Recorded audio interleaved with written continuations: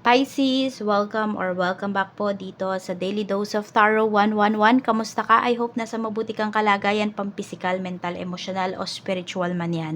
Ang video po natin na ito ay para lamang sa mga may malawak na kaisipan. Kaya po, kung hindi kayo nakaresonate dito, try nyo pong panoorin yung inyong moon sign para dito sa ating new moon reading.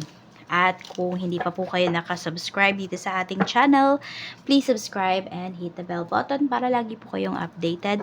At kung nais nyo naman pong mag-avail ng ating private readings, ng ating rituals, ng ating TRS bracelet and EEA, makikita nyo po yung link sa description box or you can type directly sa Facebook, Tarot Intentions by Aliana Reyes. Yan po yung ating Facebook page. Diyan ko po kayo i-entertain. Diyan ko po sasagutin yung questions po ninyo regarding sa ating services at sa ating mga products.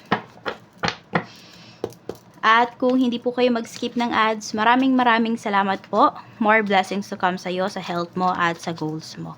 Mag-iwan na rin po kayo ng bakas dyan sa ating comment section para malaman ko sino ba yung mga active dito sa ating channel para pag nag-live tayo, alam ko sino ba yung uunahin ko. Kasi marerecall ko yung inyong pangalan. Malaman ko sino ba yung mga active talaga, di ba? So, we have Queen of Pentacles. This is the energy of new moon para sa inyo. Sobrang busy ninyo. Ayan o, ang daming perang paparating. Pero ito po kasi, yung perang sinasabi dito ha, hindi to yung bigla na lang darating sa inyo. Paghihirapan nyo po ito. So, sinasabi dito, hard work pays off. Ngayong, ngayong new moon. Kaya po, sulitin nyo po talaga na kayo ay may trabaho, kayo ay may ginagawa. So, hectic ang schedule ninyo this phase ng moon. Death card, ayan. So, kung dito ha, ano ba yung magiging effect nito sa inyo? Mas magiging creative po kayo. Mamamaximize nyo po talaga yung inyong time. At kung meron po kayo ditong mga, gustong bilhin, ayan, may mga purchase kayo, malalaking purchase, magagawa nyo po yan.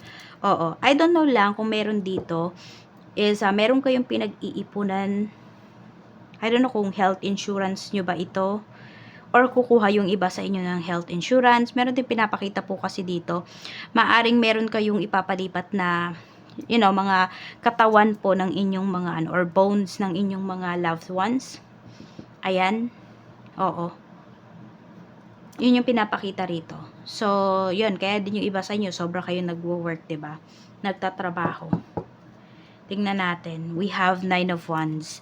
So, may iniingatan po talaga kayo rito. No? And ingatan nyo daw yung peace of mind po ninyo. And ingatan nyo po yung inyong mga gadgets. Yung inyong, ayan, yung mga passwords po ninyo. Yung mga social media accounts ninyo. Mag-ingat po kayo. Do not share your password or your OTP, kahit kanino. Yan, mag-iingat po kayo rito kasi baka may manghack sa inyo. We have 4 of Swords. Iwasan mo munang tumanggap ng bisita ngayong new moon na ito. Oo, kasi, pwedeng yung negative energies nila, maiwan nila sa bahay mo o doon sa tinitirhan mo. So, mag-iingat ka, Pisces. Oo. Sa halip na fresh yung energy, 'di ba, ng new moon para sa iyo ay baka mabaliktad. Oo, kasi may mga tao na baka pupunta lang sa bahay mo, iiwan nila yung negativities nila. Oo, dapat pag-focusan, 10 of Pentacles, ayun nga, katulad nito, yung trabaho mo, yung pinagkakakitaan mo. Strength. Yan po. At meron naman dito, baka naghahanap kayo ng trabaho, good energy, good start din po ito para sa inyo. Or kung tinatanong kayo, kailan nyo gustong mag-start ng trabaho, piliin nyo po is new moon. I don't know if May 27 ang new moon natin. So, kung pwede nyo siyang piliin, yon, or malapit sa new moon, 26 or 28, yon, doon nyo piliin na mag-start kayo ng work. Dapat mong pag-focusan ha yung kaperahan. Tignan natin ano pa yung mga yung doors na mag-open para sa iyo. Check natin anong doors yung mag-open para sa iyo.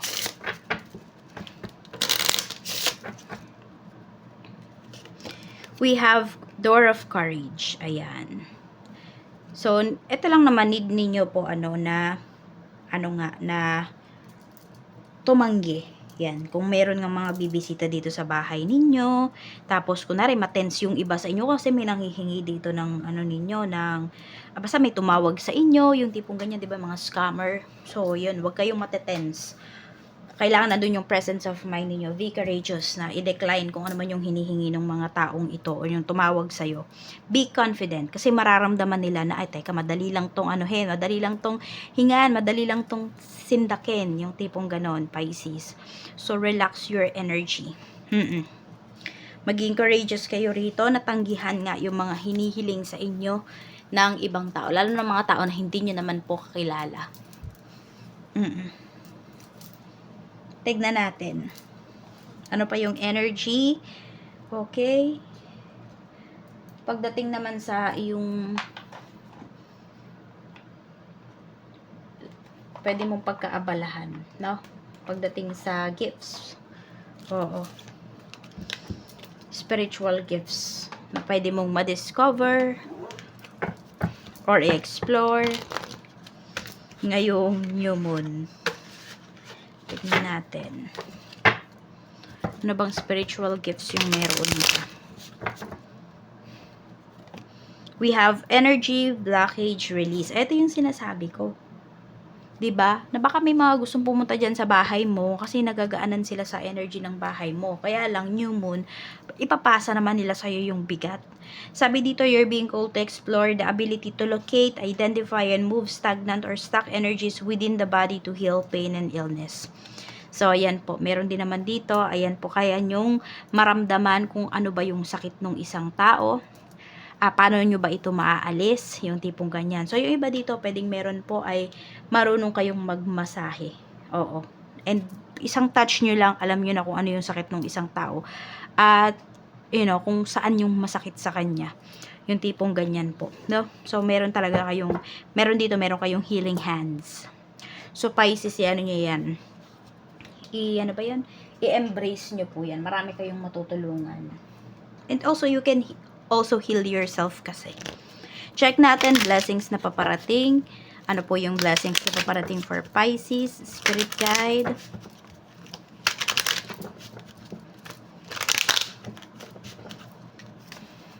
We have departed loved ones. Ito yun, no? So, yun nga. Kung meron po talaga na need ninyong ayusin, ayan, sabihin natin yung baka yung nicho, yung tipong ganon, ayusin nyo na po. And ito, ginaguide po kayo nung ninyo mga loved ones po ninyo na namaalam na, and even your ancestors. Ayan po, even mga ancestors po ninyo ay nakabantay po yan sa inyo. We have money. So, may marireceive talaga kayong big amount of money ngayong na to. Ito, yung iba po sa inyo, no? Itong gift ninyo na to, nakatapat kasi siya rito eh. So, some of you po, i-enhance nyo po talaga kasi pwede nyo rin itong, pwede rin itong makatulong sa inyo financially. Yes, diba? Energy exchange, hindi pa pwede na puro kabig lang yung magpapaano sa inyo. Kunwari, magpapamasahe sa inyo, yung magpapatingin po sa inyo. Kasi, naman no? Ganun talaga. Oo. Kaya, ayan po, pwede nyo siya talagang some of you, maging source of income ninyo. Kaya, pag-aralan po ninyo. At i-embrace nyo na. Kasi, binigay po yan talaga sa inyo ng inyong mga ancestors para makatulong po sa inyo. At para makatulong din kayo sa ibang tao. Vice versa. Sabihin natin, give and take lang po talaga. Ayan. So, wag nyong itakwil talaga. Yung gift na meron kayo, embrace nyo po yan. Hindi po kasi yan ibibigay sa inyo para lang sa, walang dahilan. O, wala lang. Kaya, binigay sa inyo yan. Hindi po. Mapapakinabangan nyo po yan. Ceremony. Okay, so it's either, meron dito nag-take ng exam. So, ayan po. Nakapasa po yung iba sa inyo. At meron din pinapakita dito, pwedeng ito po ay kasal, kaya meron dito, sobrang nagtatrabaho po talaga. Para, para sa pagpapakasal, para sa pag-aaral, ayan. So, this is a good energy po. Kung ano man tong mga hinihintay ninyo, ayun, pwede rin pala yung ceremony na to, may manunumpanan na, yung about sa citizenship. Yan. or permanent residency. Divine order, sabi po sa inyo ito ni Archangel Raguel. Everything is how it needs to be right now. Look past the illusion and see underlying orders. So, wag po kayong huwag kayong magreklamo kung kayo ay laging pagod. Sabi nga worth it naman po yan. Oo, kasi para sa inyo rin naman yon. Matutuwa rin naman po kayo sa outcome nung kapaguran po ninyo na yan. So, ayan lang, Pisces. Maraming salamat. Mag-iingat ka at more blessings to come para sa'yo. At see you again on my next video.